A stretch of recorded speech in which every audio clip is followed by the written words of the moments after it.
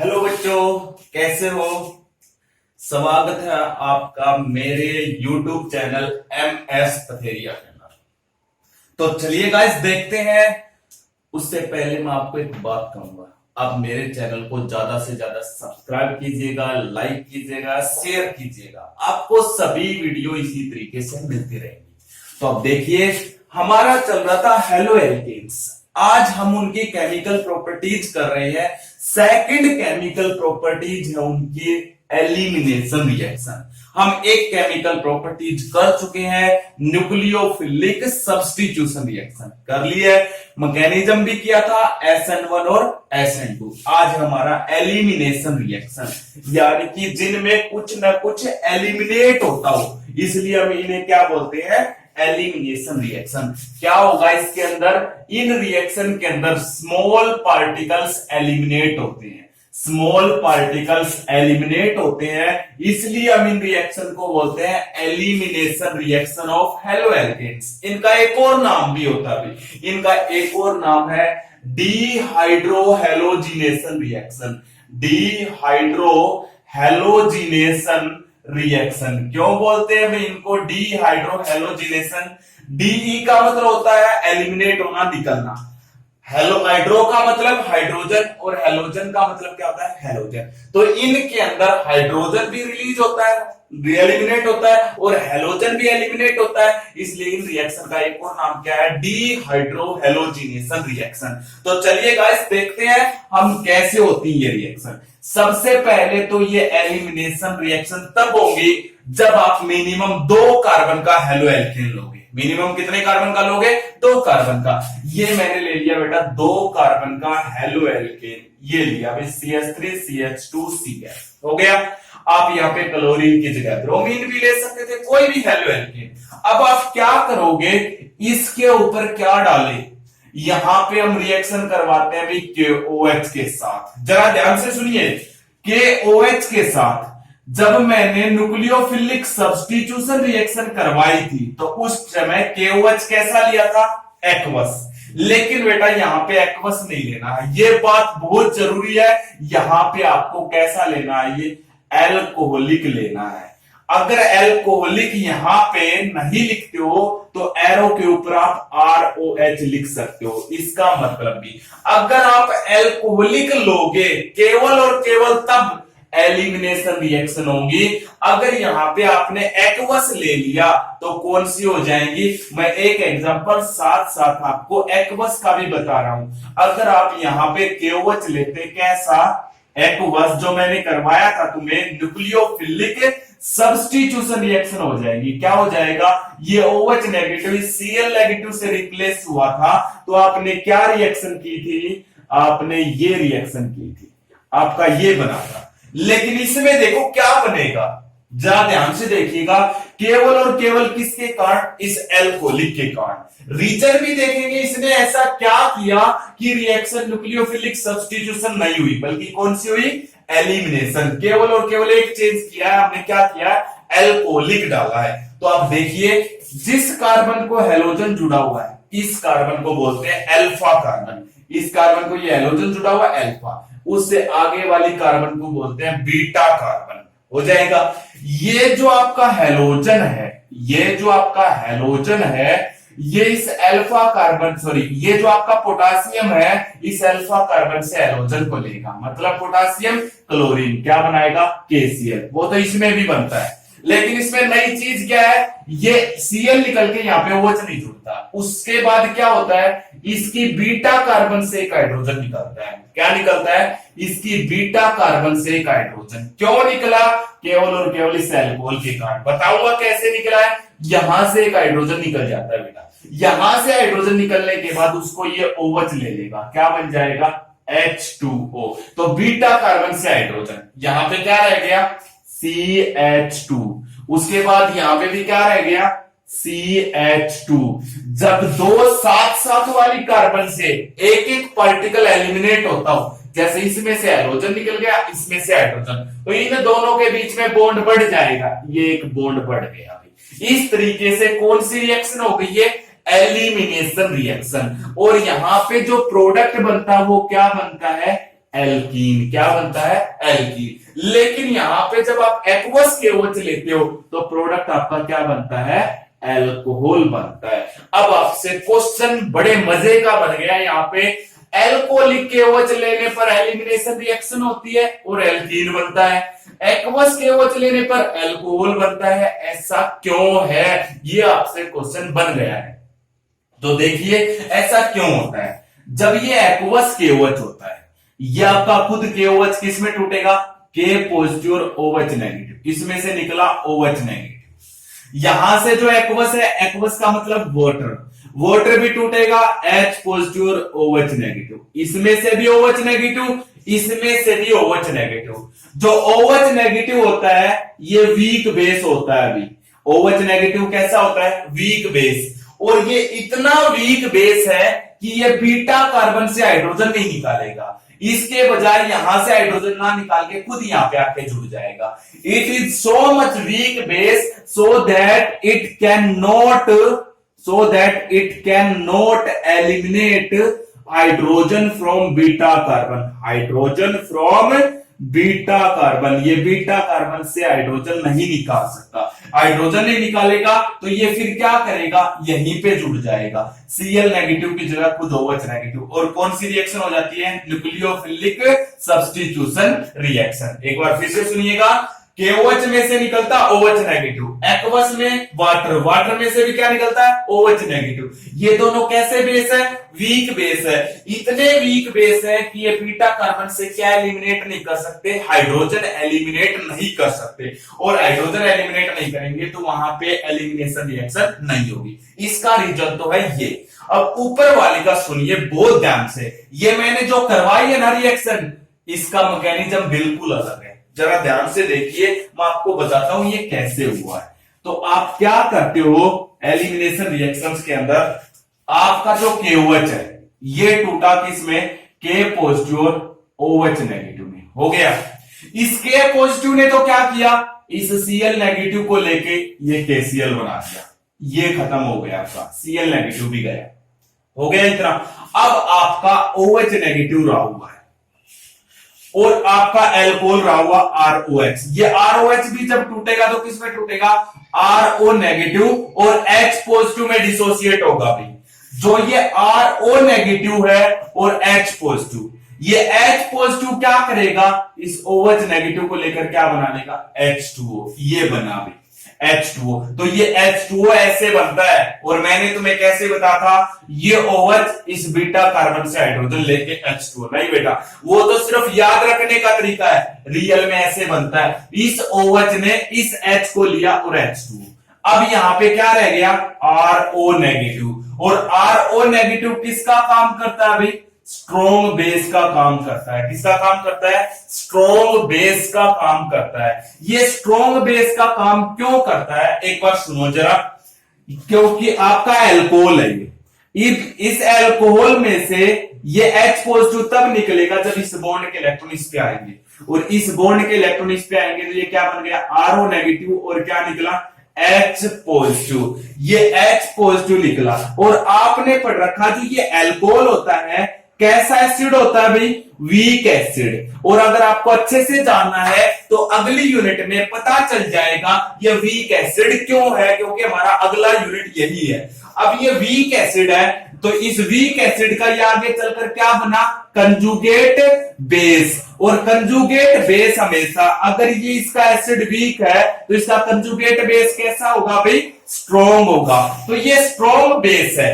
ये strong base होने के कारण इस बीटा कार्बन से हाइड्रोजन को एलिमिनेट कर लेंगे। और एलिमिनेट करेंगे तो कौन सी रिएक्शन हो जाएंगी?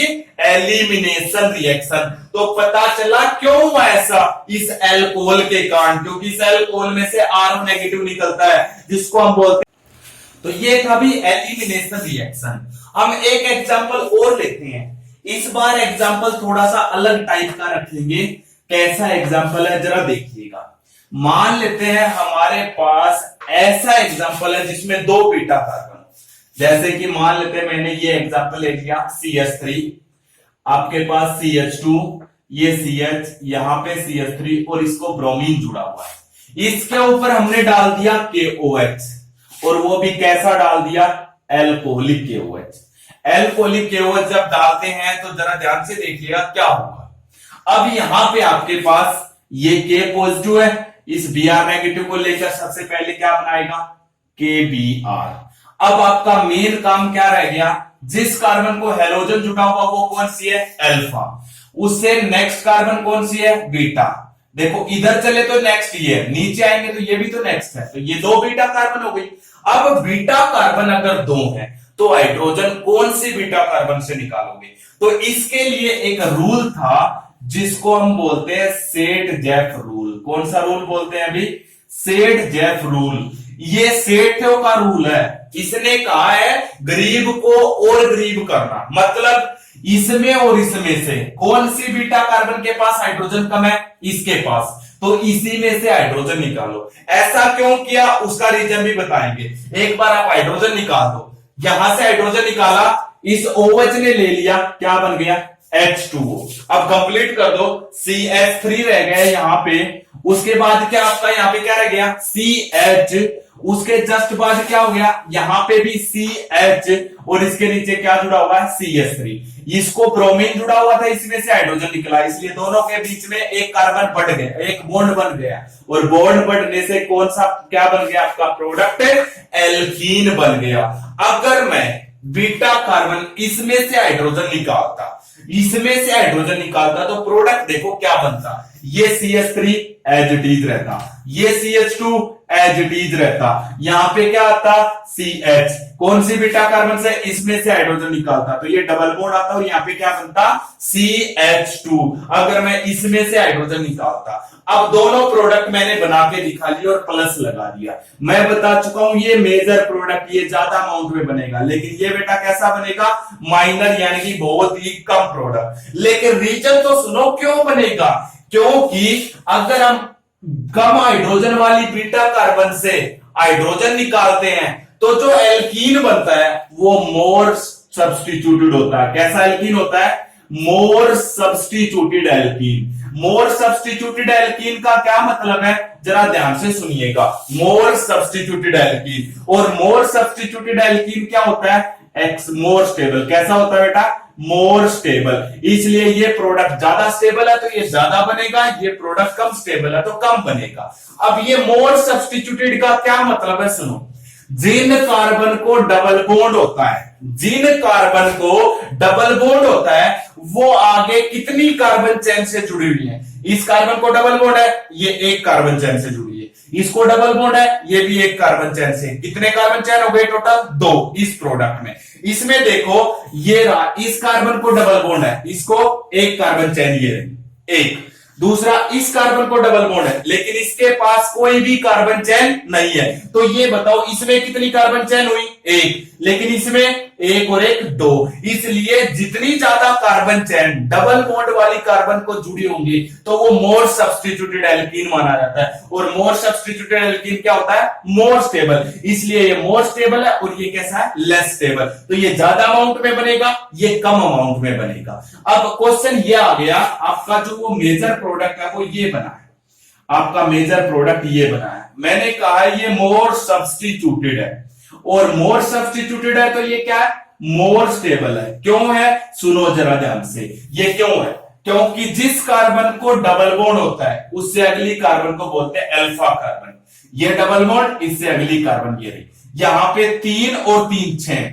अल्फा कार्बन पे जो हाइड्रोजन होते हैं उन्हें बोलते हैं अल्फा हाइड्रोजन। कितने हैं, 6। और अल्फा हाइड्रोजन जितने ज्यादा होते हैं उतने ही ज्यादा क्या बनते हैं, हाइपर कंजुगेटिंग स्ट्रक्चर बनते हैं। भाई प्लस वन में पढ़ा था ना, तो इस एल्कीन में क्या है, 6 हाइपर कंजुगेटिंग स्ट्रक्चर बनेंगे। और इसमें देखो कितने बनेंगे, इसमें कितने बनेंगे, जरा ध्यान से देखिए। जिस कार्बन को डबल बॉन्ड है उससे अगली कार्बन ये रही अल्फा कार्बन, और इसमें अल्फा है ही नहीं। इस अल्फा कार्बन के पास कितने अल्फा हाइड्रोजन है, 2। इसलिए इसके कितने हाइपर कंजुगेटिंग स्ट्रक्चर बनेंगे, 2, लेकिन इसके कितने बनेंगे, 6। इसलिए हम कहते हैं बार बार more substituted alkene more stable होता है। तो आपका कहां से हाइड्रोजन निकालना है, जिसके पास कम हो। तो ये मेजर प्रोडक्ट, और ये कैसा बनेगा, कम अमाउंट में माइनर प्रोडक्ट। इसे हम कौन सा रूल बोलते हैं, सेट-जेफ रूल। तो आपको लिखते टाइम क्या लिखोगे, सेट-जेफ रूल ने क्या कहा था, when two beta carbon are present, then hydrogen eliminate from that beta carbon so that more substituted alkene can formed, because more substituted alkene is more stable. इसलिए हमारे पास ये कौन सा रूल था, सेट-जेफ रूल। कर लोगे बेटा, ये था आपके पास सेट-जेफ रूल, हो जाएगा।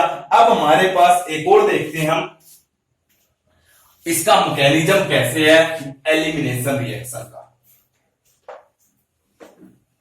तो मैकेनिज्म में क्या कह रहा है, ये मैकेनिज्म कैसे होता है, कितने को फॉलो करता है। Mechanism of elimination reaction of halo alkanes.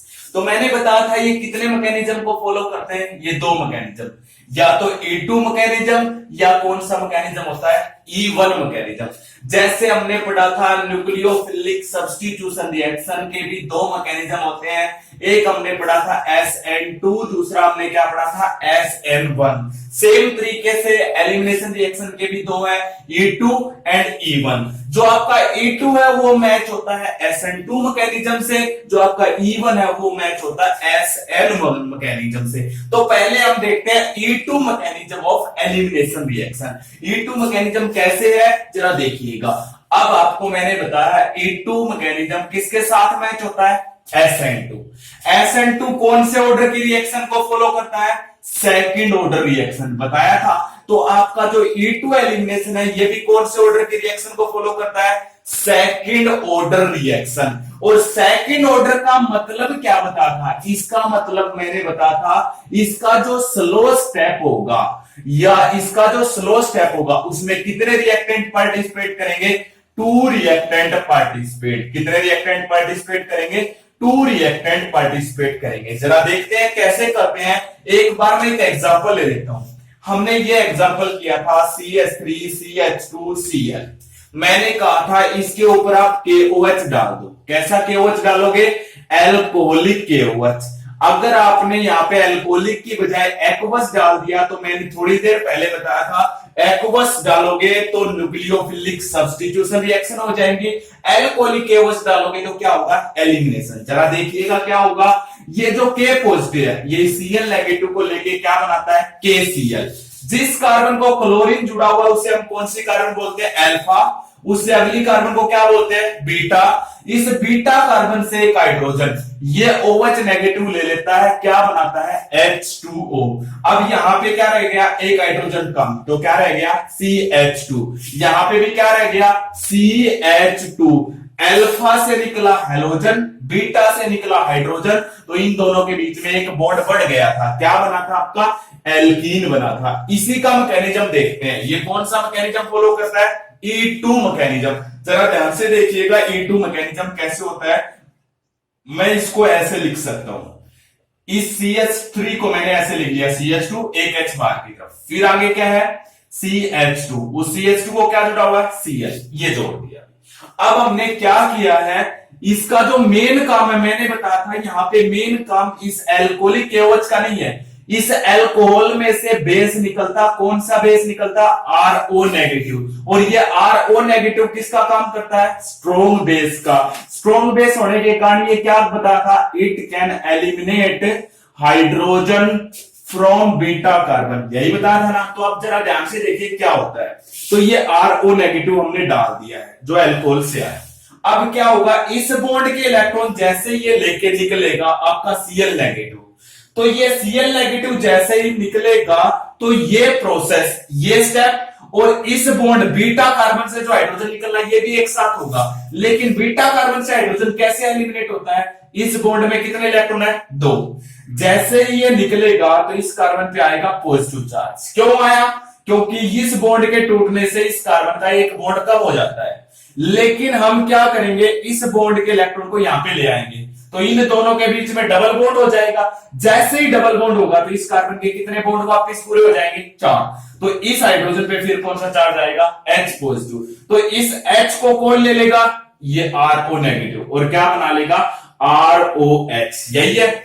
आपका ये क्या निकल गया, Cl नेगेटिव। अगर एक्चुअलिटी देखें तो ये Cl नेगेटिव कहां पे जाएगा, इस KOH से जो K पॉजिटिव आएगा वो किसको ले लेगा, इस Cl नेगेटिव को। लेकिन हम ओनली मैकेनिज्म देख लेंगे। यहां पे क्या रह गया, CH2, यहां पे क्या आ गया, डबल बॉन्ड, और ये क्या हो गया, CH2। देखो एक ही स्टेप में हुआ है। SN2 भी एक स्टेप में होता है, E2 भी किस में होता है, एक सिंगल स्टेप में ये रिएक्शन होती है। बीटा कार्बन से हाइड्रोजन भी साथ साथ एलिमिनेट होता है, इसलिए ये E2 एलिमिनेशन है। इसके अंदर स्लो स्टेप में कितने रिएक्टेंट है, ये स्लो स्टेप है। कितने रिएक्टेंट है, एक ये रहा और एक ये रहा। इसलिए इसकी रेट लिखनी हो तो कैसे लिखोगे, रेट डायरेक्टली प्रोपोर्शनल। ये आपका कौन था, एल्काइल हैलाइड की कंसंट्रेशन, एक रिएक्टेंट ये हो गया। दूसरा रिएक्टेंट ये रहा, जिसको हम क्या नाम देते हैं, बेस नाम देते हैं, यही हो गया। अब यहां पे इस प्रोपोर्शनलिटी को हटाओगे तो इसकी जगह क्या पता रखा मैंने, कांस्टेंट। तो दो रिएक्टेंट पे रेट डिपेंडेंट है या नहीं है, इसलिए कौन से ऑर्डर की रिएक्शन है, सेकंड ऑर्डर रिएक्शन है। ये कहां से आया पता होगा, अरे अभी थोड़ी देर पहले तो डिस्कस किया था। अरे ये कैसे आता, इसी का तो मेन काम है। एल्कोहलिक KOH के कारण तो ये एलिमिनेशन हुई है, क्योंकि एल्कोहलिक KOH में से RO नेगेटिव निकलता है, जो किसका काम करता है, स्ट्रॉन्ग बेस का काम करता है। अगर एक्वस होता तो एलिमिनेशन होता ही नहीं। ये था E2 मैकेनिज्म। सेकंड हम देखते हैं E1 मैकेनिज्म क्या होता है, हो जाएगा। तो E1 और देखिए, E1 mechanism of elimination reaction. E1 जो मैकेनिज्म होता है वो किसके जैसा होता है, बिल्कुल सेम SN1 के जैसा होता है। कितने स्टेप में कंप्लीट होता है, it takes place in 2 step, जिसमें एक स्टेप कैसा होता है, स्लो स्टेप, और दूसरा कैसा होता है, fast step. Same to same वैसा ही है बिल्कुल। ये कौन से ऑर्डर का है, फर्स्ट ऑर्डर रिएक्शन को फॉलो करता है, यही बताया था ना। तो देखिएगा, इसमें एक एग्जांपल लेते हैं। पहले मान लेते हैं मैंने ये एग्जांपल ले लिया है, ये आपके पास है। सबसे पहला स्टेप वन में क्या पढ़ा था हमने, SN1 में इसका होगा आयोनाइजेशन पढ़ा था, तो इसका भी आयोनाइजेशन होगा। ये स्टेप कैसा था, रिवर्सिबल। साथ में हमने इसको क्या नाम दिया था, स्लो स्टेप।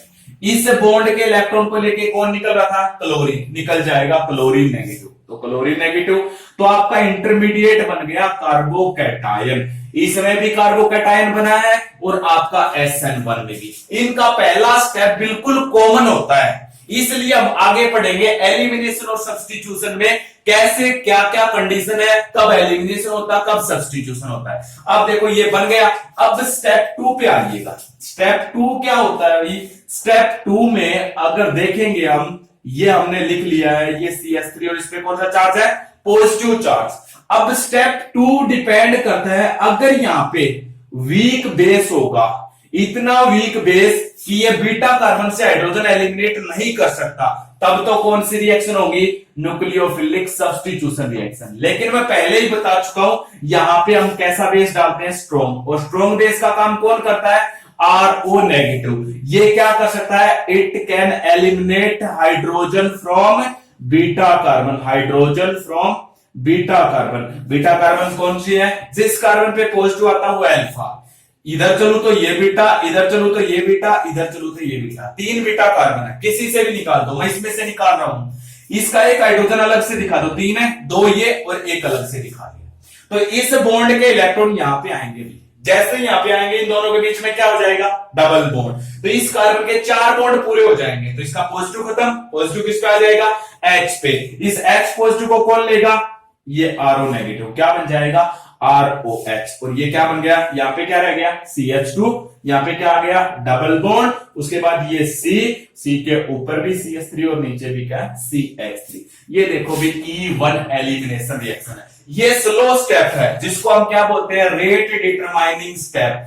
स्लो स्टेप में कितने रिएक्टेंट है, 1, इसलिए ये कौन से ऑर्डर की रिएक्शन है, फर्स्ट ऑर्डर रिएक्शन। ये था भी मैकेनिज्म ऑफ एलिमिनेशन रिएक्शन, एक E1 दूसरा E2। हमारे सिलेबस में बिल्कुल भी नहीं है, ये बहुत ही कम अमाउंट में है, लेकिन हमने थोड़ा बहुत इनके बारे में पता होना चाहिए। डिटेल स्टडी जब हम नीट की और IIT की वीडियो करेंगे, उनके अंदर इनकी डिटेल स्टडी करेंगे, E1 मैकेनिज्म की और E2 मैकेनिज्म की। एक और है, यहां पे मैंने बताया था, जब आपके पास 2 बीटा कार्बन है, तो थोड़ी देर पहले बताया था कौन सा रूल लगाया था, सेट जेफ रूल, यही लगा था ना। एक रूल और लगता है भाई, कब लगता है वो भी सुन लो। एक रूल होता है होफमैन एलिमिनेशन रिएक्शन, एक और रूल लगता है, कौन सा है, होफमैन एलिमिनेशन रिएक्शन मैकेनिज्म।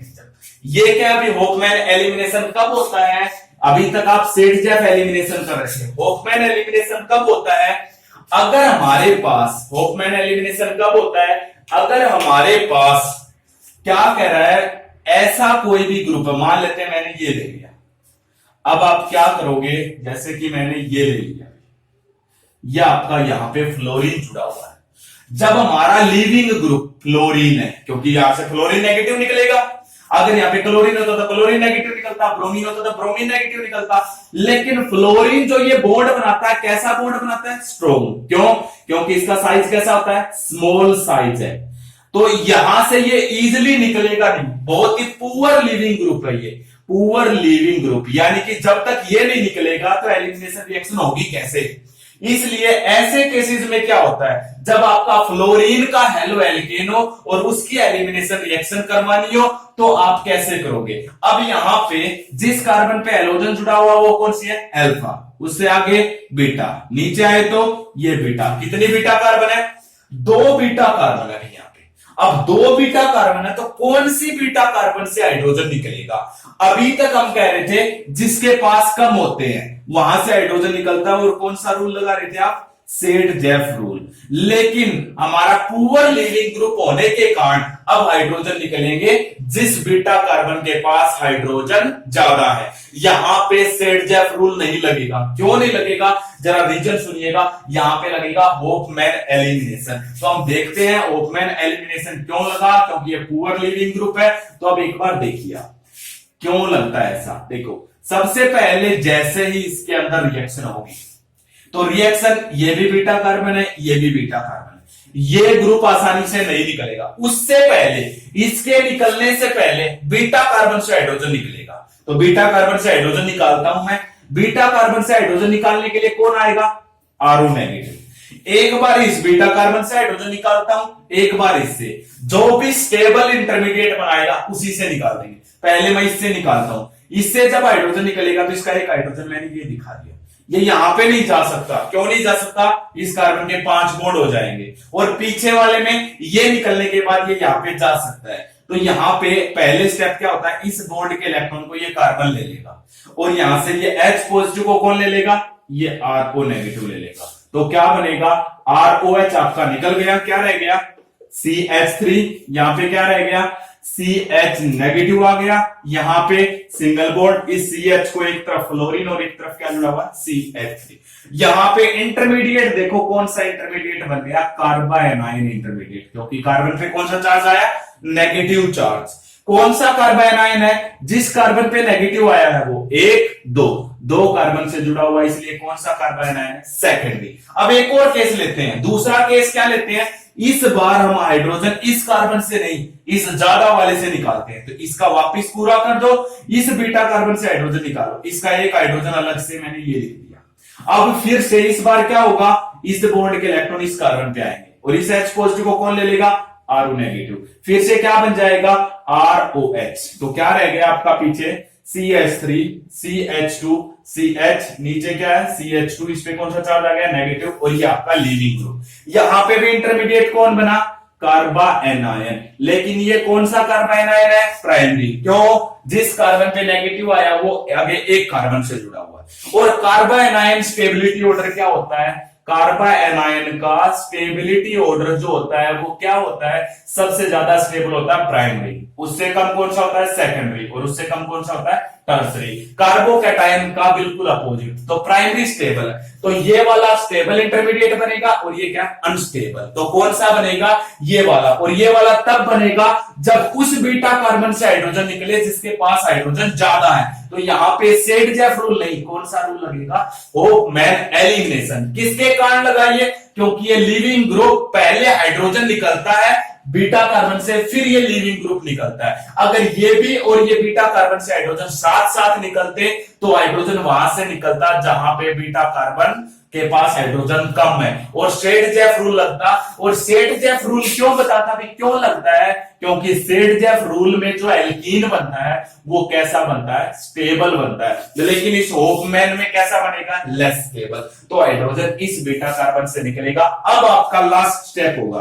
तो ये वाला स्टेप नहीं होगा, ये होगा लास्ट स्टेप। क्या होगा, इस नेगेटिव के इलेक्ट्रॉन तो यहां पे चले जाएंगे, तो इन दोनों के बीच में डबल बॉन्ड, तो इसके 5 बॉन्ड हो गए, तो इस बॉन्ड के इलेक्ट्रॉन को ये फ्लोरीन नेगेटिव, तो यहां से क्या निकल जाएगा, ये फ्लोरीन नेगेटिव, इन दोनों के बीच में डबल बॉन्ड आएगा, तो क्या बन गया CH, ये डबल बॉन्ड और ये CH2। तो जब आपका फ्लोरीन लीविंग ग्रुप हो या पुअर लीविंग ग्रुप हो, तो आपका सेडजेफ रूल फेल हो जाता है। वहां पे कौन सा रूल लगता है, होफमैन एलिमिनेशन। क्यों लगा, क्योंकि ये लीविंग ग्रुप सबसे बाद में निकलता है, उससे पहले इंटरमीडिएट बनता है। कौन सा इंटरमीडिएट, कार्बोएनाइन। कार्बोएनाइन कौन सा स्टेबल होता है, प्राइमरी। यहां से इंटरमीडिएट पे डिपेंड होता है, प्रोडक्ट चाहे स्टेबल बने अनस्टेबल बने, हमें उससे कोई मतलब नहीं होता, हमें मतलब होता है इंटरमीडिएट से। लेकिन यहाँ पे इंटरमीडिएट कैसा बनता है, अनस्टेबल, यहाँ पे कैसा बनता है, स्टेबल। ये तो होफमैन एलिमिनेशन और सेडजेफ एलिमिनेशन का बिल्कुल उल्टा। तो ये थे भाई mechanism of elimination reaction, Hofmann elimination. ये हमारा एलिमिनेशन का टॉपिक क्या हो गया, कंप्लीट हो गया। अब हमारे पास एक और क्वेश्चन है, एक और क्या है उसको और देख लेते हैं। Elimination versus substitution, nucleophilic substitution reaction, उन दोनों में क्या होता है। तो एलिमिनेशन और अगर हम कंपटीशन करवाएं न्यूक्लियोफिलिक सब्स्टिट्यूशन रिएक्शन का, इन दोनों में अगर हम कंपटीशन करते हैं तो कौन सा एल्काइल हाइड किसको फॉलो करता है, क्योंकि haloalkane elimination reaction show करते हैं, haloalkane nucleophilic substitution. It depend on 3 factors, ये 3 फैक्टर्स पे डिपेंड करता है। 3 फैक्टर कौन कौन से हैं, सबसे पहला है न्यूक्लियोफाइल, जिसको हम एक और नाम भी देते हैं और बेस, इस पे डिपेंड होता है। सेकंड फैक्टर होता है नेचर ऑफ एल्काइल हैलाइड, हमने जो एल्काइल हैलाइड लिया वो कैसा है, उस पे भी डिपेंड होता है भाई कौन सा फॉलो करेगा, वो एलिमिनेशन रिएक्शन शो करेगा या न्यूक्लियोफिलिक सब्स्टिट्यूशन रिएक्शन। और थर्ड होता है रिएक्शन कंडीशन, रिएक्शन की कंडीशन क्या है, तो आपकी कंडीशन पे भी डिपेंड करता है एलिमिनेशन होगी या न्यूक्लियोफिलिक सब्स्टिट्यूशन रिएक्शन। हम एक एक करके चलते हैं। सबसे पहले हम लेते हैं प्राइमरी हेलो एल्केन। अगर हम प्राइमरी हेलो एल्केन की बात करें, जिसको हम एल्काइल हैलाइड भी नाम देते हैं, दोनों नाम है इसके, अगर हम इसकी बात करते हैं तो ये क्या करता है, सब्स्टिट्यूशन रिएक्शन को ज्यादा प्रेफर करता है। किसको ज्यादा प्रेफर करता है, ये सब्स्टिट्यूशन रिएक्शन को ज्यादा प्रेफर करता है। अब आपके पास ये सब्स्टिट्यूशन रिएक्शन को ज्यादा प्रेफर करता है, लेकिन यहां पे ये तो हो गया नेचर ऑफ एल्काइल हैलाइड के अकॉर्डिंग। साथ साथ कह रहा है अगर रिएक्शन कंडीशन और न्यूक्लियोफाइल आपका स्ट्रॉन्ग है, जो न्यूक्लियोफाइल है अगर वो स्ट्रॉन्ग बेस का काम कर रहा हो, या रिएक्शन कंडीशन ऐसी हो जो सब्स्टिट्यूशन नहीं करवा रही हो, तो प्राइमरी हेलो एल्केन भी एलिमिनेशन कर सकता है। कैसे, एक एग्जांपल देखते हैं। जैसे कि हमने ये एग्जांपल लिया CH3 CH2 Cl, इसके ऊपर KOH डाल दिया, और कैसा KOH डाल दिया, एक्वस। एक केस में मैंने यही रिएक्शन ली CH3 CH2 Cl, इस बार मैंने KOH डाला, लेकिन कैसा KOH डाला, एल्कोहलिक। ये देखो भाई, ये भी प्राइमरी हेलो एल्केन है, ये भी प्राइमरी, दोनों सेम है, लेकिन यहां पे होगी सब्स्टिट्यूशन रिएक्शन और यहां पे होगी एलिमिनेशन। हो गया या नहीं हो गया डिफरेंस दोनों में, क्यों हुआ, वैसे तो ये सब्स्टिट्यूशन को प्रेफर करता है, किसके कारण, अगर हम इस फैक्टर के अकॉर्डिंग चले, लेकिन इन दोनों फैक्टर ने क्या कर दिया, इसको अब नीचे वाले में देखो, यहां पे सब्स्टिट्यूशन होगी, नीचे वाले में भी ये प्राइमरी हेलो एल्केन है, तो यहां पे भी कौन सी होनी थी, सब्स्टिट्यूशन, लेकिन यहां पे कौन सी होती है, एलिमिनेशन। क्यों, क्योंकि यहां पे ये वाला फैक्टर और ये वाला फैक्टर काम करने लग गया। रिएक्शन कंडीशन क्या है, कंडीशन देखो, ऊपर एक्वस है, नीचे क्या आ गई, एल्कोहलिक। दूसरी बात, यहां पे एल्कोहलिक में से एक RO नेगेटिव निकलेगा, जो किसका काम करेगा, स्ट्रॉन्ग बेस का, और ये इतना स्ट्रॉन्ग बेस है, मैं बार बार बता चुका हूं, ये बीटा कार्बन से क्या एलिमिनेट कर सकता, हाइड्रोजन, और कौन सी रिएक्शन हो जाएगी, एलिमिनेशन। तो इसलिए इन तीनों फैक्टर पे डिपेंड करता है। तो मैंने सबसे पहले प्राइमरी हेलो एल्केन लिया। आपसे कोई पूछे तो आप बताओगे प्राइमरी हेलो एल्केन किसको फॉलो करता है? सब्स्टिट्यूशन रिएक्शन को, but it can also follow elimination reaction. तब ये किस पे डिपेंड करेगा? It depend on the nucleophile और बेस, और सेकंड किस पे डिपेंड करेगा? Reaction condition. रिएक्शन कंडीशन पे भी डिपेंड करता है। एक और बात, ये आपका बेस या न्यूक्लियोफाइल स्ट्रॉन्ग है तो वहां पे हमेशा कौन सी रिएक्शन होती है? एलिमिनेशन। जैसे यहाँ पे अल्कोहल में से कौन सा बेस निकला? RO नेगेटिव, जिसके कारण कौन सी रिएक्शन हुई? Elimination reaction. इस तरीके से था भाई ये भी एलिमिनेशन और न्यूक्लियोफिलिक सब्स्टिट्यूशन। अब आप कोई भी ले लो इसकी जगह, मैंने ये तो प्राइमरी लिया था, अब आप सेकेंडरी पे आ जाओ जरा। सेकेंडरी हेलो एल्केन लेंगे, सेकेंडरी हेलो एल्केन लिया तो सेकेंडरी हेलो एल्केन एलिमिनेशन भी शो करता है, सब्स्टिट्यूशन भी कर सकता है, क्योंकि बीच में आ गया दोनों के। लेकिन फिर से वही, अगर स्ट्रॉन्ग बेस होगा तो होगी एलिमिनेशन, और वीक बेस होगा तो कौन सी हो जाएगी? Substitution reaction. तो वो आप पे डिपेंड करता आप कैसा कर रही हो। इसी तरीके से अगर मैं टर्सरी हेलो एल्केन लूं, टर्सरी हेलो एल्केन लूं तो ये भी एलिमिनेशन भी कर सकता हो, सब्स्टिट्यूशन भी। तो यहां पे या सिर्फ इतना कह सकते हो एलिमिनेशन की तरफ ये ज्यादा झुकता है, सब्स्टिट्यूशन की तरफ कम। जैसे प्राइमरी हेलो एल्केन मैंने क्या बताया था? सब्स्टिट्यूशन की तरफ ज्यादा चलता है, लेकिन फिर भी एलिमिनेशन कभी कभी शो कर लेता है, वो रिएक्शन कंडीशन के अकॉर्डिंग। वैसे यहाँ पे जो टर्सरी है वो किसकी तरफ ज्यादा चलता है? एलिमिनेशन रिएक्शन की तरफ। और एलिमिनेशन एक ही कंडीशन पे होती है, जब आपका बेस कैसा हो? स्ट्रॉन्ग बेस हो। स्ट्रॉन्ग बेस है तो वो बीटा कार्बन से हाइड्रोजन निकाल देगा और कौन सी रिएक्शन हो जाएगी? एलिमिनेशन। लेकिन वीक बेस है तो वहां पे भी कौन सी हो सकती है? सब्स्टिट्यूशन। इसलिए एलिमिनेशन वर्सेस सब्स्टिट्यूशन, यहाँ पे दोनों हो सकती हैं। लेकिन आपको मैं बता देता हूं, टर्सरी एलिमिनेशन की तरफ ज्यादा चलता है, प्राइमरी सब्स्टिट्यूशन की तरफ ज्यादा चलता है, लेकिन जो सेकेंडरी है वो कैसे भी हो सकता है। लेकिन टर्सरी को आप सब्स्टिट्यूशन की तरफ ले जा सकते हो by adding weak base, primary को हम एलिमिनेशन की तरफ ले जा सकते हैं बाय एडिंग स्ट्रॉन्ग बेस। ये था भी एलिमिनेशन वर्सेस सब्स्टिट्यूशन रिएक्शन। अब आपको ये वीडियो पसंद आई है तो मेरे चैनल को सब्सक्राइब कीजिएगा। आपको इसी मेरे चैनल पे फिजिक्स के +1 और +2 क्लास की वीडियो मिलती रहेंगी। फर्स्ट यूनिट दोनों जगह पे चल रही है। ओके।